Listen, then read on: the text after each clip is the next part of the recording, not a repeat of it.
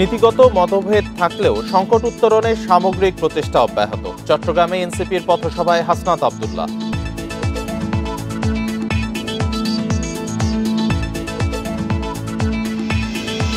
সড়ক দুর্ঘটনায় স্কুল শিক্ষার্থীর মৃত্যুর প্রতিবাদে ঢাকা ময়মনসিংহ মহাসড়ক অবরোধ। গাজীপুরে 2.5 ঘন্টা যান চলাচল বন্ধ।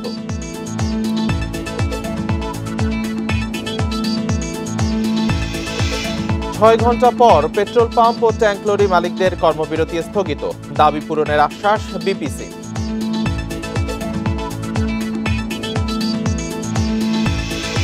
মৌলভীবাজার সহ 3 সীমান্ত দিয়ে আরো 172 জনকে বিএসএফ এর পুশ ইন। ব্রাহ্মণবাড়িয়া সীমান্তে গুলিতে 2 বাংলাদেশি আহত।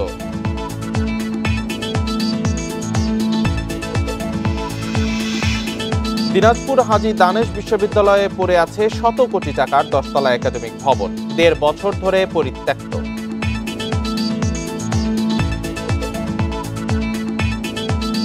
স্বাগত সমগ্র বাংলাদেশে, আপনাদের সাথে আছে রাকিব আহমেদ। এতক্ষণ শিরোনামগুলো জানাচ্ছিলাম, এবার জানাবো বিস্তারিত খবর। নীতির জায়গা থেকে রাজনৈতিক দলগুলোর মধ্যে মতভেদ দেখা গেলেও জাতীয় সংকট উত্তরণের সামগ্রিক প্রচেষ্টাও অব্যাহত রয়েছে বলে মন্তব্য করেছেন এনসিপির দক্ষিণাঞ্চলের মুখ্য সংগঠক হাসনাত আব্দুল্লাহ। সকালে চট্টগ্রামের 2 নম্বর গেট বিপ্লবী উদ্যান থেকে এনসিপির পথসভার শুরুতে এ মন্তব্য করেন তিনি। বলেন, যখনই সংকট এসেছে তখনই প্রতিরোধ করা হয়েছে। এ সময় অন্তর্বর্তী সরকারের 2 ছাত্র উপদেষ্টাকে দলীয় ট্যাগ দেয়া হচ্ছে অভিযোগ করেন তিনি। জানান, অভ্যুত্থানের প্রতিনিধি হিসেবে 2 উপদেষ্টা সরকারের প্রতিনিধিত্ব করছেন, কোনো দলের হয়ে নয়। নতুন সংবিধান, গণপরিষদ নির্বাচন, জুলাই হত্যার বিচারে জনমত ও জন আকাঙ্ক্ষা জানার জন্য পথসভার আয়োজন করেছে এনসিপি। কর্মসূচির অংশ হিসেবে দক্ষিণ চট্টগ্রামের 8টি উপজেলায় দিনব্যাপী পথসভা করবেন দলটির কেন্দ্রীয় নেতারা। আমরা গণ অভ্যুত্থানে অংশগ্রহণকারী প্রতিটি দল এবং ফেসিবাদ বিরোধী রাজনৈতিক শক্তি যারা দীর্ঘদিনের যাদের লড়াই সংগ্রাম রয়েছে, আমরা ঐক্যবদ্ধভাবেই আমরা এই ষড়যন্ত্র, দেশবিরোধী এবং বাহিরের যে ষড়যন্ত্রগুলো রয়েছে সেগুলো আমরা প্রতিরোধ করছি। মানবিক করিডোর ও বন্দর চুক্তিতে সম্মতি এবং দেশের স্বার্থবিরোধী কোনো কাজে সমর্থন দেবে না জামাত। দুপুরে মৌলভীবাজারের কুলাউড়ায় চা শ্রমিকদের সাথে মত বিনিময় সভায় কথা বলেন জামাত ইসলামের আমির ডাক্তার শফিকুর রহমান। এ সময় করিডোরের বিষয়ে তিনি বলেন, যদি এটি করতে হয় তাহলে নির্বাচিত সরকারের মাধ্যমে পার্লামেন্টে বসে করতে হবে। আর এখন করিডোরের বিষয়ে কোনো সিদ্ধান্ত নিতে হলে সব রাজনৈতিক দলের সঙ্গে আলোচনার মাধ্যমে করতে হবে। কুলাউড়া উপজেলার বিভিন্ন স্থানে আরো 5টি সভায় উপস্থিত থাকার কথা রয়েছে তাঁর। এই ঈদে জামা জুতো অ্যাক্সেসরিজের ডিসকাউন্ট।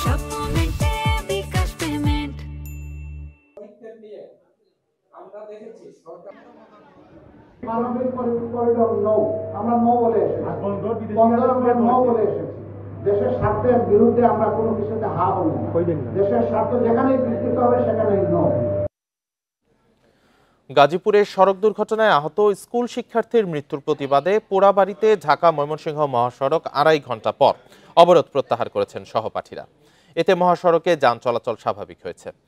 পুলিশ জানায়, মঙ্গলবার সকালে পোড়াবাড়ি এলাকার রাস্তা পারাপারের সময় বাস চাপায় গুরুতর আহত হন শিক্ষার্থী ওমর ফারুক। বৃহস্পতিবার ঢাকা মেডিকেলে চিকিৎসাধীন অবস্থায় মারা যায় ওই শিক্ষার্থী। নিহতের খবর স্কুলে পৌঁছালে তার সহপাঠীরা বিক্ষুব্ধ হয়ে পড়ে। এক পর্যায়ে তারা ঢাকা ময়মনসিংহ মহাসড়কে অবস্থান নেয়। এতে মহাসড়কের যানবাহন চলাচল বন্ধ হয়ে যায়। পরে ফুট ওভার ব্রিজ নির্মাণের আশ্বাসে 2.5 ঘন্টা পর অবরোধ প্রত্যাহার করেন সহপাঠীরা।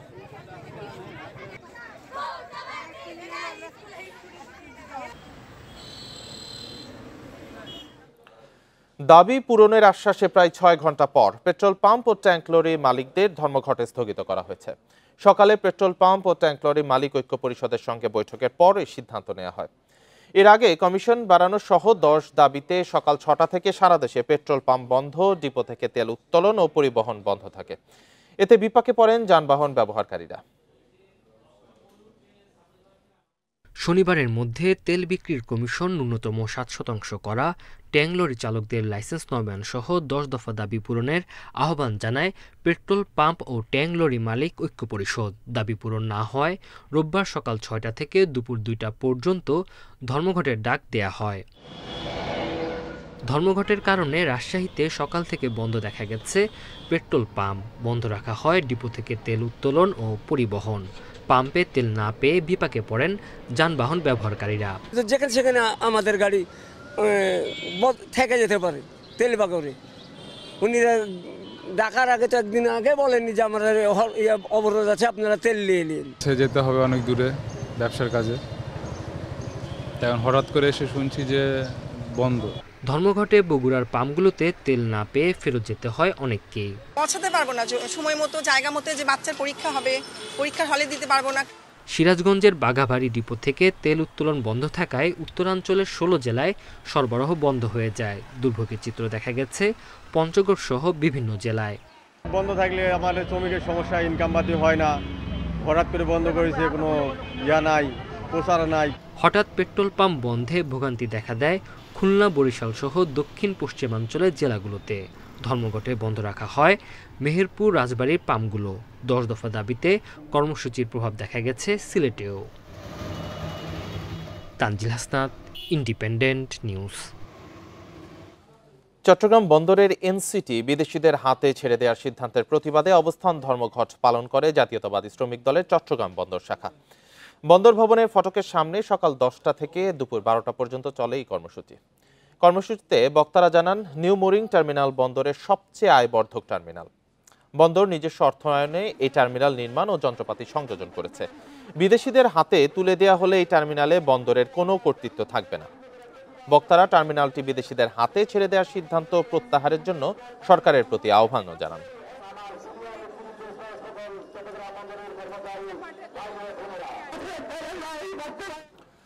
দেশের 3 জেলার সীমান্ত দিয়ে আরও 172 জনকে পুশ ইন করেছে ভারতীয় সীমান্তরক্ষী বাহিনী বিএসএফ। এর মধ্যে মৌলভীবাজারে 121, সিলেটে 32 এবং মেহেরপুরে 19 জনকে পুশ ইন করা হয়। বিজিবি জানায়, ভোরে মৌলভীবাজারে বড়লেখা সীমান্ত থেকে 121 জনকে আটক করা হয়, পরে থানায় হস্তান্তর করা হয় তাদের। আটকদের দাবি, বিএসএফ তাদের ঠেলে বাংলাদেশ সীমান্তে পাঠিয়ে দেয়।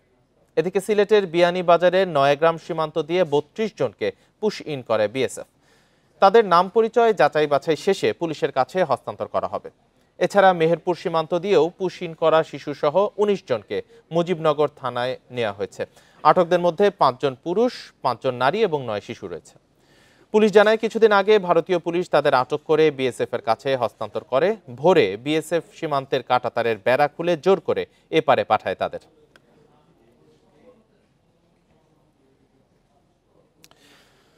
এদিকে ব্রাহ্মণবাড়িয়ার কসবা সীমান্তে বিএসএফ এর গুলিতে 2 বাংলাদেশি আহত হয়েছেন। গতরাতে খাদলা সীমান্তের শ্যামনগর এলাকায় ভারতীয় অংশে এই ঘটনা ঘটে। আহতরা হলেন শ্যামপুর এলাকার বাসিন্দা রবিউল ইসলাম ও আজাদ হোসেন। বিজিবি জানায়, রোববার রাত 1:30টার দিকে শ্যামপুর এলাকার কয়েকজন তরুণ বাংলাদেশ সীমান্ত পেরিয়ে ভারতের অংশে ঢুকে পড়ে। এ সময় সীমান্তে টহলরত বিএসএফ সদস্যরা তাদেরকে লক্ষ্য করে ছররা গুলি ছোড়ে। এতে 2 জন গুলিবিদ্ধ হন। পরে স্থানীয়রা তাদেরকে উদ্ধার করে হাসপাতালে নিয়ে যায়।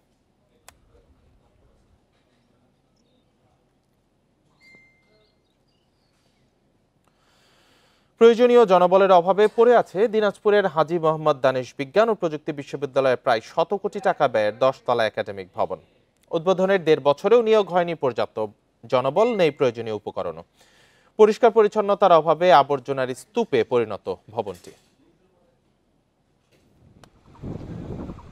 গবেষণা ও শ্রেণীকক্ষের সংকট সমাধানে নির্মাণ হয় এই 10 তলা ভবন। তবে প্রয়োজনীয় আসবাব, যন্ত্রাংশ আর উপকরণের অভাবে বেশিরভাগ ক্লাসরুম, ল্যাব ফাঁকা পড়ে আছে। জমেছে ধুলোর আস্তরণ। 7টি লিফটের 5টি বেশিরভাগ সময় অচল থাকে বলে অভিযোগ শিক্ষার্থীদের। সেগুলোর মান নিয়েও রয়েছে সংশয়। লিফটে আটকে যাওয়ার মতো দুর্ঘটনা স্বাভাবিক হয়ে দাঁড়িয়েছে। লিফটের মধ্যে ছাত্ররা 20-25 মিনিট ধরে তারা আটকে ছিল। এমনও অবস্থা, তারা অনেকেই কান্না করে দিছে। এরকম অবস্থা, এই ঘটনাগুলো বারবার ঘটছে। সব জায়গায় বেঞ্চ নাই ঠিক মতো ক্লাস করার মতন, তারপর এই ময়লা আবর্জনা। শুধুমাত্র প্রশাসন না, এটা বিশ্ববিদ্যালয়ের ছাত্রদেরকেও এগিয়ে আসতে হবে এগুলোর ম্যানেজমেন্ট বা সংরক্ষণের জন্য, সঠিকভাবে ইউজ করার জন্য। দ্রুত প্রয়োজনীয় জনবল নিয়োগ আর উপকরণ বরাদ্দ দিয়ে সংকট সমাধানের আশ্বাস বিশ্ববিদ্যালয়ের। আমাদের যে লোকবল প্রয়োজন ওই বিল্ডিংয়ের জন্য, সেটা আমাদের বর্তমানে নেই। এটা ব্যবস্থা না করেই বিল্ডিংটা আসলে খুলে দেওয়া হয়েছিল। এই ব্যবস্থাপনার জন্য লোকবল সংগ্রহের উদ্দেশ্যে আমরা ইউজিসির কাছে পত্র লিখেছিলাম। 2018 সালের 27 মে একাডেমিক ভবন নির্মাণের ভিত্তিপ্রস্তর স্থাপন করা হয়। Independent news. চট্টগ্রামের পতেঙ্গায় দুর্বৃত্তের গুলিতে আহত পুলিশের তালিকাভুক্ত সন্ত্রাসী আলী আকবর প্রকাশ ওরফে ঝাকাইয়া আকবর মারা গেছেন। সকালে চট্টগ্রাম মেডিকেলের আইসিইউতে চিকিৎসাধীন অবস্থায় তার মৃত্যু হয়। শুক্রবার রাতে পতেঙ্গা সমুদ্র সৈকতের একটি দোকানের সামনে আড্ডারত অবস্থায় আকবরকে গুলি করে দুর্বৃত্তরা। এ সময় পথচারী জান্নাতুল বাকি এবং একটি শিশু গুলিবিদ্ধ হয়। পরে গুলিবিদ্ধ অবস্থায় আলী আকবরকে হাসপাতালে ভর্তি করা হয়। সকালে চিকিৎসক তাকে মৃত ঘোষণা করেন। পুলিশ জানায় এই ঘটনায় এখন পর্যন্ত থানায় কোনো মামলা বা কেউ আটক হয়নি।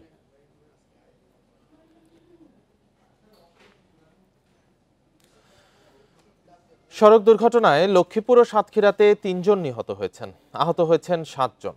সকালে লক্ষ্মীপুর রামগতি সড়কের পিয়ারাপুর এলাকায় কাভার্ড ভ্যান ও ব্যাটারি চালিত ভ্যানের সংঘর্ষে ১ জন মারা যান। এছাড়া লক্ষ্মীপুর ঢাকা মহাসড়কের কফিল উদ্দিন ডিগ্রি কলেজের সামনে ট্রাকের চাপায় এক পথচারী নিহত হয়েছেন। এদিকে সাতক্ষীরায় বাসের ধাক্কায় ইজি বাইক আরোহী এক শিশু নিহত হয়েছে। গুরুতর আহত হয়েছেন শিশুটির মা সহ ৬ জন।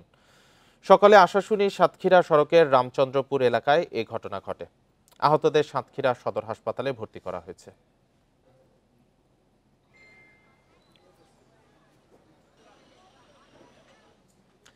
এবার দেখবেন বিশ্ব থাইরয়েড দিবস নিয়ে বিশেষ প্রতিবেদন।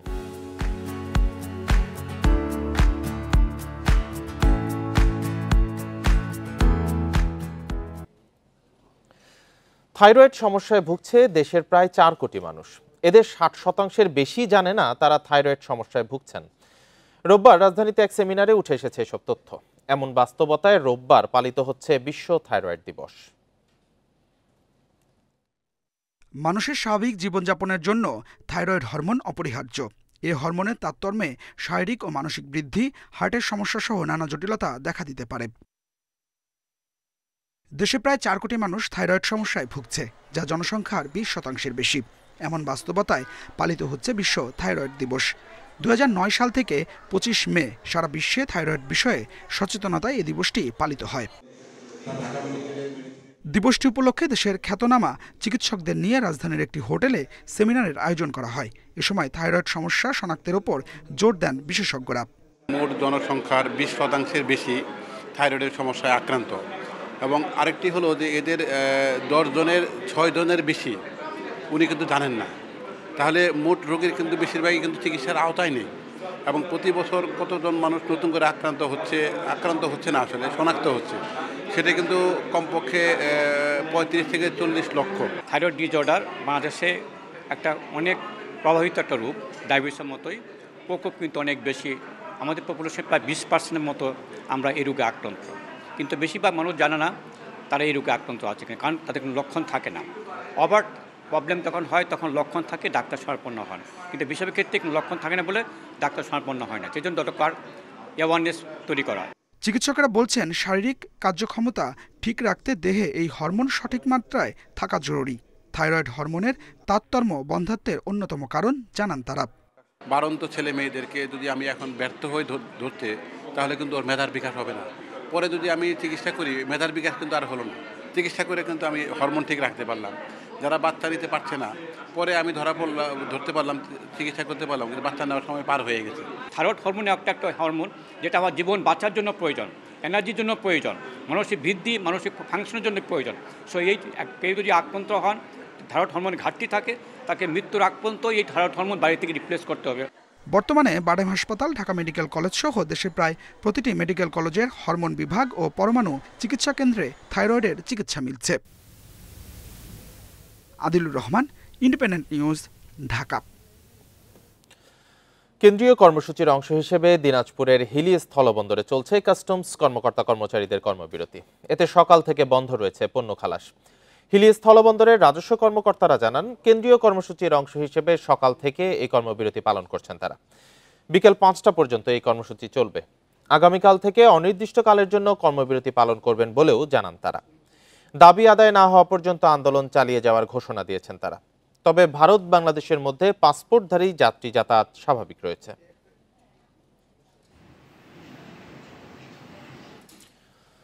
জাতীয় বিশ্ববিদ্যালয়ে অন ক্যাম্পাস অনার্স তৃতীয় ব্যাচের ভর্তি বিজ্ঞপ্তি প্রকাশ এবং শিক্ষা কার্যক্রম সুনির্দিষ্টভাবে চলমান রাখার দাবিতে আমরণ অনশন করছেন শিক্ষার্থীরা।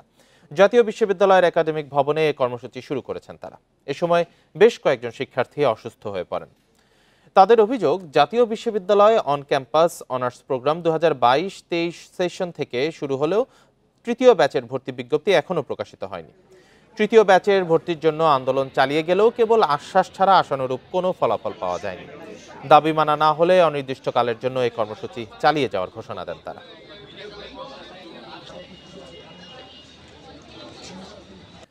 ক্ষুদ্র নৃগোষ্ঠী সহ বনে বসবাসকারীদের বিরুদ্ধে দায়ের করা 129টি মামলা প্রত্যাহার করার ঘোষণা দিয়েছেন পরিবেশ, বন ও জলবায়ু পরিবর্তন বিষয়ক উপদেষ্টা সৈয়দা রিজওয়ানা হাসান। দুপুরে টাঙ্গাইলের মধুপুরের টেলকি এলাকায় শাল গাছের চারা রোপণ কর্মসূচিতে তিনি এই কথা বলেন। তিনি বলেন, শালবনে আবারও শাল গাছ ফিরিয়ে আনা হবে। এবার বর্ষায় বেশি শাল গাছ রোপণ এবং তার রক্ষায় এখনকার মানুষদের ভূমিকা রাখতে হবে। এছাড়া বনের বেদখল জায়গাগুলো চিহ্নিত করে সীমানা পিলার দেওয়ার কথাও বলেন তিনি। এ সময় মধুপুর বনাঞ্চলের রাজাবাড়ি এলাকায় সীমানা চিহ্নিতকরণ ও সীমানা পিলার স্থাপনের মাধ্যমে স্থানীয় জনগোষ্ঠীর অংশগ্রহণের মাধ্যমে মধুপুর শালবন পুনঃপ্রতিষ্ঠা প্রকল্পের কার্যক্রম উদ্বোধন করেন উপদেষ্টা।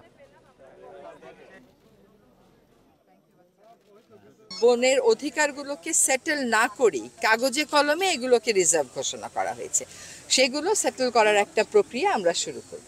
তো আমরা মনে করি যে বন বিভাগের সাথে প্রথাগত বনবাসীর যে দূরত্ব, সেটা যদি আমরা ঘুচাতে পারি তাহলে তারাই আসলে অংশগ্রহণ করে, তারাই সতর্ক অবস্থান নিয়ে এই বনটাকে আবার ফিরিয়ে আনবার উদ্যোগটা করবেন।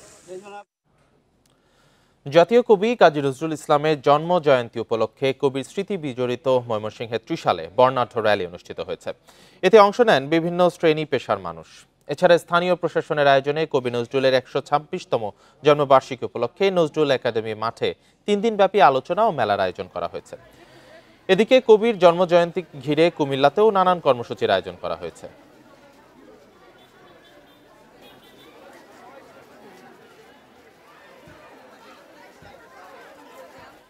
এ বিষয়ে আরো জানাতে কুমিল্লা থেকে যুক্ত হয়েছেন সহকর্মী তানভীর খন্দকার। তানভীর, জাতীয় কবির 126তম জন্মজয়ন্তী কুমিল্লায় কিভাবে পালিত হচ্ছে?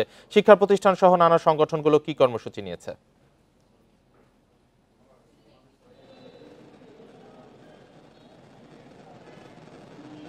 কুমিল্লাতে কাজী নজরুল ইসলামের 126তম জন্মবার্ষিকী উপলক্ষে জাতীয় অনুষ্ঠান কিন্তু কিছুক্ষণ আগেই শুরু হয়েছে। সংস্কৃতি বিষয়ক উপদেষ্টা মোস্তফা সরোয়ার ফারুকী তিনি উদ্বোধন করেছেন। জেলা শিল্পকলা একাডেমিতে এই অনুষ্ঠানটি আয়োজন করা হয়েছে। এবারের প্রতিপাদ্য বিষয় কিন্তু 24-এর গণ অভ্যুত্থান, কাজী নজরুল ইসলামের উত্তরাধিকার, এই প্রতিপাদ্য নিয়ে কিন্তু অনুষ্ঠানটি আয়োজন হচ্ছে। 25 মে থেকে 27 মে পর্যন্ত 3 দিন ব্যাপী এই অনুষ্ঠান চলবে। মূলত কাজী নজরুল ইসলাম এই কুমিল্লা জেলায় যতদিন ছিলেন এখানে কিন্তু তার জীবনে একটি ব্যাপক প্রভাব রয়েছে। কারণ আপনি জানেন যে কাজী নজরুল ইসলাম কুমিল্লাতে প্রেমিক হয়ে উঠেছিলেন, এখানেই কিন্তু তার বিবাহ হয়েছিল। এছাড়া বিদ্রোহী হয়ে ওঠার যে বিষয়টি সেটি কিন্তু এই কুমিল্লাতেই হয়েছে। তো সব মিলিয়ে কাজী নজরুল ইসলাম যে তার জীবনের যে 11 মাস সময় কুমিল্লায় কাটিয়েছেন, এই কাটানোর সময়কে নিয়েই কিন্তু কুমিল্লাবাসী সবসময় গর্ববোধ করে এবং সে কারণেই কিন্তু কুমিল্লায় জাতীয় অনুষ্ঠানগুলো প্রতি বছর অনুষ্ঠিত হয়ে থাকে। আর এবছর আসলে অনুষ্ঠানমালার মধ্যে যেটি হয়েছিল, চিত্রাঙ্কন প্রতিযোগিতা হয়েছে, কাজী নজরুল ইসলামের গান এবং কবিতা আবৃত্তি নিয়ে প্রতিযোগিতা হয়েছিল। সেই সব প্রতিযোগিতাগুলো কিন্তু জেলা প্রশাসন এবং কাজী নজরুল ইসলাম ইনস্টিটিউট কুমিল্লা কেন্দ্র তারা সমন্বিতভাবে করেছে এবং সেই প্রতিযোগিতাগুলোতে আসলে যারা বিজয়ী হয়েছে তাদেরকে কিন্তু আজকে এখানে পুরস্কৃত করবেন অতিথিগণ। আমরা কিছুক্ষণ আগেই দেখেছি যে আমার পেছনে যে শিল্পকলা একাডেমি মিলনায়তন, সেখানে কিন্তু আলোচনা সভা চলছে। আমরা কিছুক্ষণ আগে শুনেছি বিশিষ্ট শিক্ষক এবং আলোচক সলিমুল্লাহ খান তিনি কিন্তু বক্তব্য রাখছিলেন, তারপরেই অন্যান্য অতিথিগণ বক্তব্য রাখবেন। তবে অনুষ্ঠান শুরুর আগে সংস্কৃতি উপদেষ্টা মোস্তফা সরোয়ার ফারুকী তিনি যেটি জানিয়েছেন, নজরুল জীবন নিয়ে কুমিল্লায় যেসব কাজ হয়েছে তার আরো বেশি বিশদ কাজ হওয়া দরকার। তার যে স্মারকগুলো এখানে রয়েছে সেগুলো সংরক্ষণ করার জন্য সরকারিভাবে উদ্যোগ গ্রহণ করা হবে এবং নজরুলের যে রচনা রয়েছে এবং তার যে জীবনী রয়েছে সেটি নিয়ে কিন্তু একটি সিনেমা বানানোর কথাও তিনি বলছেন এবং তার রচনাগুলোকে আসলে অনুবাদ করার জন্য কিন্তু উদ্যোগ নেওয়া হবে বলে তিনি আমাদেরকে জানিয়েছেন। তো যে 3 দিনের অনুষ্ঠান সেটি কিছুক্ষণ আগে অনুষ্ঠিত হয়েছে। আগামীকালও কুমিল্লা জেলা শিল্পকলা একাডেমিতে সাংস্কৃতিক অনুষ্ঠান অনুষ্ঠিত হবে এবং পরশুদিন যে সমাপনী অনুষ্ঠান সেখানে এলজিআরডি উপদেষ্টা আসিফ মাহমুদ সজীব ভুঁইয়া উপস্থিত থাকার কথা রয়েছে। নজরুলের জন্মজয়ন্তী উপলক্ষে বিভিন্ন কর্মসূচি নিয়ে জানাচ্ছিলেন কুমিল্লা থেকে সহকর্মী তানভীর খন্দকার।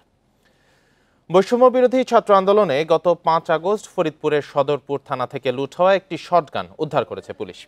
সদরপুর থানার ওসি নাজমুল হাসান জানান, শনিবার সদর ইউনিয়নের কালীখোলা মোড় এলাকার প্রশিকা এনজিও অফিস গেটের পাশ থেকে অস্ত্রটি উদ্ধার করা হয়। গত 5ই আগস্ট দুর্বৃত্তরা হামলা ও অগ্নিসংযোগ করে থানা থেকে বেশ কিছু আগ্নেয়াস্ত্র লুট করে নিয়ে যায়। গতকাল রাতুল ও আনিস নামে দুজনকে গ্রেপ্তারের পর তাদের দেয়া তথ্যের ভিত্তিতে অস্ত্রটি উদ্ধার করা হয়।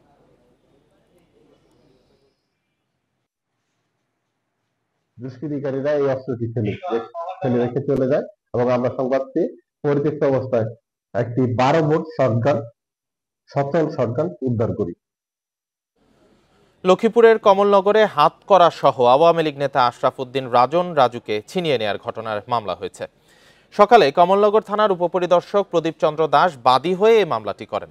মামলায় আওয়ামী লীগ নেতা আশরাফ উদ্দিন রাজুকে প্রধান আসামি করে 27 জনের নাম উল্লেখ সহ আরও 200 জনকে অজ্ঞাত আসামি করা হয়। এই মামলায় 9 জনকে গ্রেপ্তার করা হয়েছে।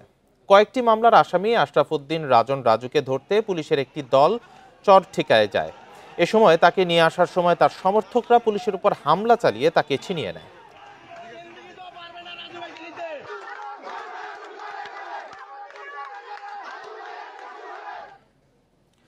কোরবানির ঈদে গোপালগঞ্জে এবারে চমক 20 মণ ওজনের ষাঁড় হিটলার। শাহিওয়াল জাতের গরুটি দৃষ্টি কেড়েছে সবার। গরুটির দাম চাওয়া হচ্ছে 5,80,000 টাকা। পটুয়াখালীর কলাপাড়ায় সবার আকর্ষণে রয়েছে ফ্রিজিয়ান জাতের ষাঁড় কালু। প্রায় 25 মণ ওজনের ষাঁড়টি দেখতে প্রতিদিনই ভিড় করেছেন স্থানীয়রা। কোরবানি উপলক্ষে গোপালগঞ্জের ঘোষেরচর উত্তরপাড়ার আকাশ মোল্লা প্রায় 800 কেজি ওজনের গরু প্রস্তুত করেছেন। 4 বছর আগে তাদের পালে জন্ম নেয় পাকিস্তানি শাহিওয়াল জাতের বাছুর। শান্ত স্বভাবের ষাঁড়টির নাম রাখেন হিটলার। গত বছর কোরবানির হাটে দাম কম হওয়ায় বিক্রি করা হয়নি ষাঁড়টি। ঘাস, গম সহ দেশীয় খাবার খাইয়ে বড় করে তোলা ষাঁড়টির ওজন প্রায় 20 মণ, যার দাম চাওয়া হয়েছে 5,80,000 টাকা। এর রশি ছাড়াই আমি সবসময় পালন করছি, আর সম্পূর্ণ প্রাকৃতিক খাবার দিয়ে লালন পালন করা হয়েছে। এই গরু রশি ছাড়া টাউন দিয়ে আমার ছেলে ঘুরে নিয়ে বেড়ায়। আমার ছেলে সামনে থাকে, আমি থাকি পিছে, কোনো লোক কোনো হামলা করে না। ইতিমধ্যে হিটলার এলাকায় সাড়া ফেলেছে। প্রতিদিনই ষাঁড়টি দেখতে ভিড় করছেন উৎসুক জনতা। আমরা এই গরুর সাথে খেলা করি, ঘাড়ে উঠি চুলকাই দিই, রাস্তায় বসে ওর সাথে ঘুরি। সবাই হাতাচ্ছে, ধরতিছে, আমরা যে গরুর সামনে দাঁড়ায় আছি, গরুটা খুব নরম ভদ্র।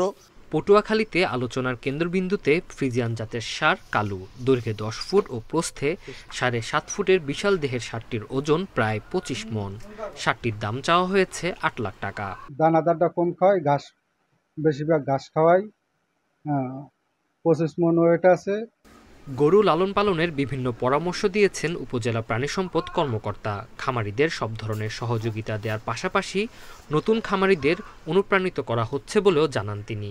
এবং তার সাথে হচ্ছে আমাদের সার্বক্ষণিক যোগাযোগ, আমাদের পরামর্শ, এগুলো তার সাথে হচ্ছে আমাদের কন্টিনিউ আছে। এতে যারা গবাদি পশু লালন পালন করতে চায় স্বাস্থ্যসম্মত উপায়ে, বৈজ্ঞানিকভাবে, তাদেরকে আমরা বিভিন্ন সময় ট্রেনিং দিয়ে থাকি, পরামর্শ দিয়ে থাকি। পটুয়াখালীর কলাপাড়ায় ছোট বড় মিলিয়ে প্রায় 90টির মতো গরু ছাগলের খামার রয়েছে। এবছর উপজেলায় কোরবানির জন্য প্রস্তুত রয়েছে 22,000 গরু, মহিষ ও ছাগল। Tanzil Hasnat, independent news. আর এই ছিল এখনকার সংবাদে। ইন্ডিপেন্ডেন্ট টেলিভিশনের সব খবর আরো বিস্তারিত জানতে চোখ রাখুন ফেসবুক, ইউটিউব, এক্সে। এতক্ষণ যারা সাথে ছিলেন ধন্যবাদ সবাইকে। আমন্ত্রণ আমাদের পরের আয়োজনে।